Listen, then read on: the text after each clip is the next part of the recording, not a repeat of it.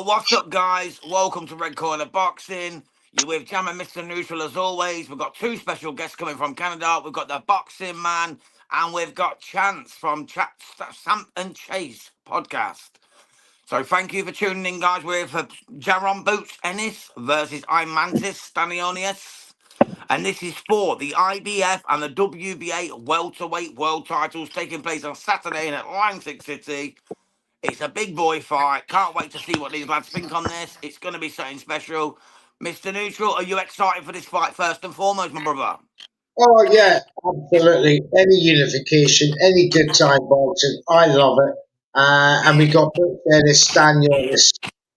Stanionios, the only thing for me I'm worried about is in that one fight in 2024 and one fight in 2022. Not enough. Not enough coming into a fight of this magnitude. I know Boots is he fought twice last year, once the year before. He's got double the fight. He's not much better, but with the two recent wins last year against Jaron and Lipinets. No. Thomas Delorme. Avanesian. Yeah, David Evanesian. Yeah, that was the David. Other one, yeah. They're high class wins for me. Callum has only been beaten by Boots on two occasions, and Avanesian, he's fought high class for a long time. Where Stanionios, he went the distance from Gabriel Maestri last year, over 12 rounds. 6-0 one hit his resume, and then before that it was who was it? Well, Stanionios, he beat Delorme, he beat Butayev, the 14-0 guy, Butayev. That was his best win actually for me, Butayev. But he's done nothing. Fantastic win. He's gone up a division at Super Welter now, and he's not really done. He's had one fight since then, so the form isn't working out for him. So I'm going for a first Ennis stoppage between rounds 5 and 10. Nice call. Next, we'll go to you, Chance, if that's okay, matey. Joining us all the way from Canada, from the Samp and Chance show. What's your thoughts on this fight, mate? Boots, First things first, I want to say I'm happy this fight's in Atlantic City because back in the day, a lot of good fights went down in Atlantic City. So it's nice to see them bringing some big fights and some notoriety fighters back to Atlantic City. So it's back on the boardwalk, isn't it? The boardwalk. Yeah. We're going to see what Ennis. We're going to get the Ennis that we all love. One of the most exciting fighters, fast, his athleticism. He didn't look that way in his last fight. I hope that Ennis is back. And if he does, he's one of the most spectacular fighters in the world to watch on TV. What can Stanionios bring? He's got a great gas tank. He likes to get in close range and work the body. We'll see what he can do. He's overmatched here. I feel that this is just a tune-up fight for Ennis to get him back up in the upper echelon, have an impressive performance. Like Mr. Neutral said, he's probably going to stop him. I have him around round 6, round 7, but not to take Stanionios lightly because he's got a great gas tank. This could end up in a unanimous decision for Ennis. That's how good Stanionios' gas tank is. If he can withstand the punching power of Ennis, I'm not sure. I don't think so, but I'm looking forward to this fight. Yeah, it looks like a good fight, mate. It looks like a good fight. And you've got to say, other than Butayev, and he beat Thomas Delorme as well, with Eimantas Stanionios, is there anything else that makes you believe that he could possibly beat Jaron Boots Ennis? Because in my opinion, there's no hope. There is absolutely no hope of him getting this win. I don't see this as an even fight. I don't even see this as I know it's for unified titles. But come on, we're talking apples and oranges there, aren't we? And let's not forget, Ennis has a 6-inch reach advantage also. That's going to play a factor in this fight. What do you think? I think it's a great time in a fight for us to see one of the stars of boxing in Boots. I think he has everything in his locker. He takes the corners and the angles beautifully. I think what Chase said there about the reach, that's going to play a factor because he's going to have to keep him on the end of the jab because Stanionios is inside worker. He's just going to try and smother him. And that's probably his only way that he can upset the rhythm of Boots. If he lets Boots get into a rhythm, I see it being a late stoppage. If If he does smother him a little bit, I still see Boots getting the job done, but it might be on a UD. A bit like he did for Karen Chakadzian. I think we're all in a unanimous decision here. If it's not a stoppage, it's a UD win. You know, it's a I've good not actually fight. given my prediction yet, Mr. Neutral. I've not said yet. I might be going for Stanionios. I've not actually said yet. So I might shock you guys here. I'm going for Eimantas to lose. Of course he's getting beat. Jaron Boots Ennis is going to school him. We all know that. Let's be truthful. Jaron Boots Ennis is a level above. This is a walkover fight. He's going to absolutely tool this guy. Like you said, Butayev was his best fight at 14-0. Yeah, good win. But it's not Boots level. Boots is world level. We all know that. We've all seen how slick he is, how accomplished he is, how good he is on the shots. He's got the business, man. He's got all the packages to make the full box. He's going to win this fight at the canter. He's going to make it look easy. And I think we're going to see Boots in some bigger fights. Maybe up at 154. You never know. Let's see. As Who would you Ralph like him in said, with at 154? Say that happens, lads. What would you say to that?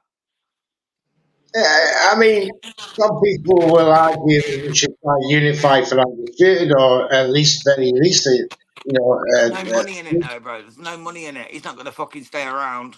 if 154 is where the money's at, why not? There's more money there, I reckon, than at 147 at the moment. I can't see anyone that's worth fighting. Chance, what do you think to that, mate? Yeah, Ennis needs to go. We need to start seeing Ennis start fighting the world-class fighters on his level. He hasn't really done that, really. And it's after this fight. This is supposed to be a layup for him. He's supposed to demolish Stanionios. Let's see him do that, and let's put Ennis in there against the best, either 147 or 154. But he's got to start having some super fights because he's too talented and too exciting not to. He's wasting them. Does Brian Norman, with that last win, is that brought him back into the conversation with Boots for a unification? Or, it would be a 3 for 3 belts, at least. Would that not generate a level of interest monetarily? It could. It could. Ross just said the politics will take too long at 147. I can't read the rest, mate, because I've got some silly bar in front of me still. So you'll have to read that, Mr. Neutral. Put it back up. I can try. There you go, brother. It will take too long at 147. Most of the great briefly stop at certain weights. Yes, the history to the book tells us that. If it takes too long in politics, he's 30 now, he wants to move on. Nearly 30, he wants to move on as quick as he can to secure this big money fights to Eddie and Brett. I think it's look. We want to see him in the best fights that we physically can because we're all in the boxing community. We're all excited about his talent and what he can do. But I actually think that this is genius matchmaking because it's sellable. It's sellable now, even though we know it's below the level. Because what it's been set up, promoted by Eddie. He's promoting him. He's going to look like the superstar that he is this weekend, right? And he's going to show us what he is. And then the big names will be being touted out. Turkey's going to be interested in banging him on a show because he's going to look terrific. I think it's what it is, what we're going to expect it to be. The only thing that could upset it is if he mauls him and he don't let him get going. But I believe that there's levels for a reason, right? And he should be able to keep turning those corners, keeping on the end of the jab. And I'm excited. I'm looking forward to it. And I think there's only bigger and better things for him to come. Because the one thing to be said about boxing right now, and I know we've got our gripes and we go up and down with it, there's no hiding place for these big stars anymore. They've got to start fighting each other because the money is too much to miss out on it. The money's too much. There's no ducking anymore. They've got to get after the bag. Well, look at David Benavidez tonight, mate. Look what's happened with him. Getting Bivol's belt, being email belt. But weren't both of these email belts as well? Didn't Eimantas Stanionios get uplifted to WBA champion? Didn't Jaron Boots Ennis get the IBF champ? So they're both email champions too. So it's all about the manoeuvring of the governing bodies, which needs to stop. My next question to Chase is is Turkey giving us the impression now that you have to look fantastic in your last fight Otherwise, he's going to treat you like he did Shakur. What you are valued at last year is not the same value today. So he's bringing, appreciation into boxing now, into valuation. Absolutely.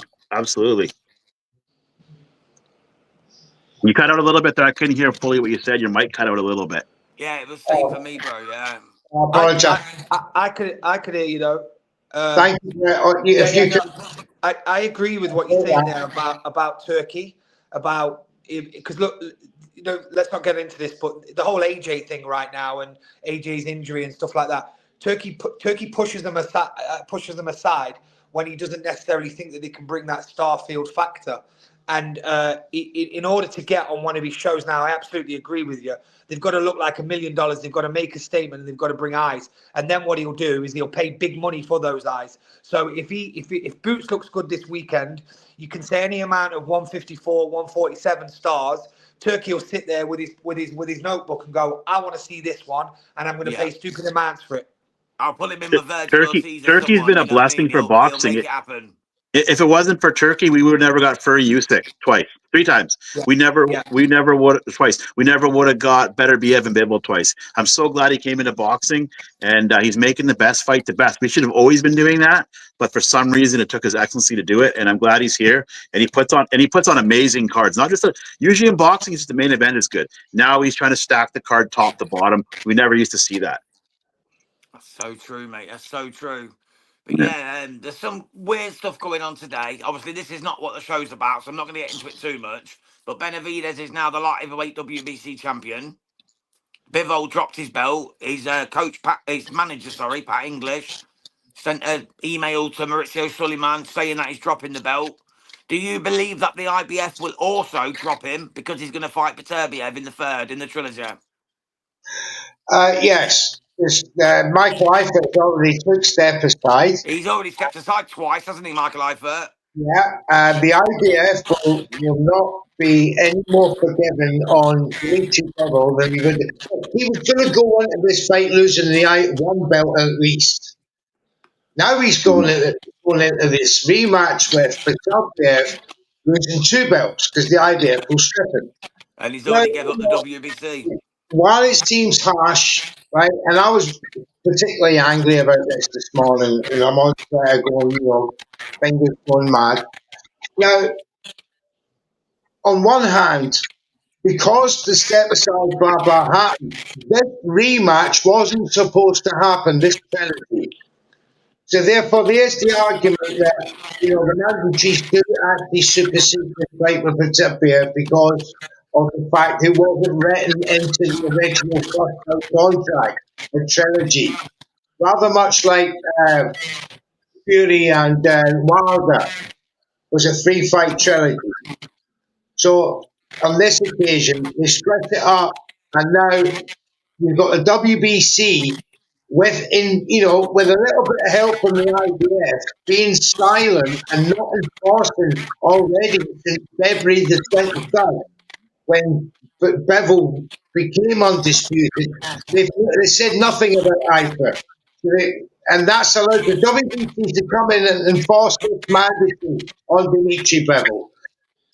The Russians, when they give the word, they fight. That's it. They don't care about belts and all the rest of it. Bivol's probably not that too fast and thinks, well, I'll get these fights in the future. But the thing is, Samson Lekovitz has already made it clear that he won't fight in Riyadh and he doesn't want to fight Dimitri Bivol. Right? So Bivol's saying, right, well, there's the belt. I'll come back to that at a later date, but I truly believe the WBC will block that fight. But that's another conversation we'll have on Hard Talk USA this Sunday. You're all invited, you two guys as well, because this this normalization of this email camp without fighting for a vacant is not stopping boxing. It's really good. It's diluting the value of boxing, in my opinion, by just simply elevating it because they got an interim that's designed for this practice. That's for Hard Talk USA. So guys, come along. Yes, we'll be there. Yeah, that'll be Sunday. It'll be 5 p.m. Eastern Standard Time to you lads. So Yeah. make sure you're there, mate, to join Mr. Neutral for Hard Talk USA, episode 33. And give your say on that one then. So has anyone got anything else to say on Boots against Stanionios? We've all said we think Boots is going to win. Me personally, I think Boots is going to absolutely school him. I think it's going to look like a mismatch. Whether he knocks him out or not is a very different issue. But I definitely think he absolutely dominated, like he did against Karen in the second. The Karen first fight was really bad to watch. I hope we don't see that Boots again. Anything you, Chance, or Brett would like to add before we move on? I'm gonna give Stanios a little more benefit of the doubt. He's not gonna win, but I think he'll fare a little bit better than you're saying, only because he's got an amazing gas tank. He likes to get in close. If he can get in and fight, he likes to fight on the inside. So if he can get in and he can maybe tie up Ennis, smother him a little bit, slow it down, drag this out. I'm still going to say round 7 Ennis finishes him. I want to see the old Ennis back, and he's amazing when he's on his game. One of the best to watch. Completely agree. Boxing man, anything you'd like to add, matey, before we wrap this up? Might be a bad analogy here, but I don't know why. I've got it in my head. I'm going to see him like a prime Prince Nassim Hamid, just charging him up, just slipping him and turning him all around the ring, jabbing him, hands down his waist, looking $1 million and frustrating the life out of him. That's in my brain. Let's see what happens this weekend. That's pretty much how I see it, mate. That's pretty much how I see it. Mr. Neutral, are you all done for this one?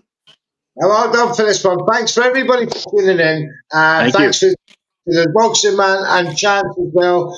And again, join us Sunday, Hard Talk USA, 10 p.m. UK, 5 p.m. EST. We'll be there. Yeah, we'll be there. We'll also be back with Thomas Tribot for the Ring Announcers MC Series tomorrow at 9 p.m. UK, which will be 4 p.m. Eastern Time, 3 p.m. Central Standard Time. So join us then to continue our Ring Announcer MC Series. Thank you, Brett. Thank you, Chance. Mr. Neutral. Big love, blah, blah, blah. God bless everyone. Thank you, guys. Hit that subscribe button and we'll see y'all soon. Bye.